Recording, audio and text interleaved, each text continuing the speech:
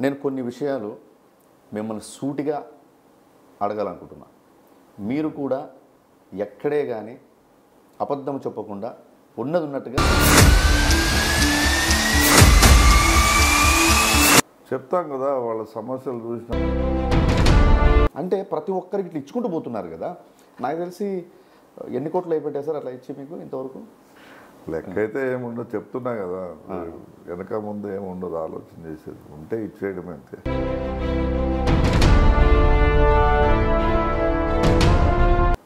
ఎంత పడుతుంటే డబ్బులు ఇచ్చేస్తుంటారు. 20,000, 50,000, లక్షలకి లక్షలు ఇస్తుంటారు.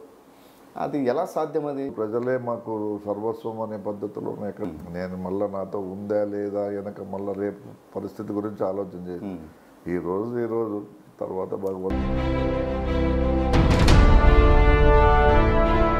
డబ్బులు ఇచ్చుకుంటూ పోతా ఉంటే ఇట్లా కూడా ఈయన వాళ్ళని దగ్గర చేర్చుకుంటున్నాడా అనే మాటలు కూడా వినపడుతున్నాయి. అంటే మీరు సమస్యలతో ఇస్తామని మీరు అంటున్నారు, అంటే పబ్లిక్ ఇచ్చేస్తున్నారు మీరు. ఆ పరిస్థితులను బట్టి ఎంత ఇస్తే ఆయనకు న్యాయం జరుగుతుంది, ఎంతవరకు ఆయనకు మంచి జరుగుతుంది అని ఆలోచన చేసి ఆ రకంగా ఇచ్చుకుంటూ పోయినామే తప్ప ఇది ఏదో ఓట్ల కోసమో లేకపోతే ఏదో రాజకీయ దీనికోసమో. రీసెంట్గా మన సిద్ధం సభ ఏర్పాటు చేశారు, మీ గుంతకల్ నియోజకవర్గం సంబంధించి మీ ఆధ్వర్యంలో చేశారు.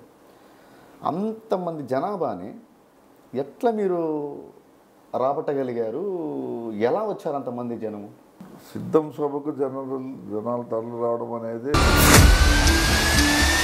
ప్రతిరోజు ఫీల్డ్లో ఇప్పుడు చూస్తే ప్రతి ఒక్క ఎమ్మెల్యే, ఎంపీ, మినిస్టర్